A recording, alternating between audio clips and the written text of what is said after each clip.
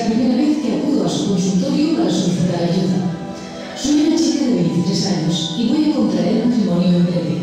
Mi novio y yo somos personas sanas y fuertes, pero me preocupa el hecho de que mi novio tiene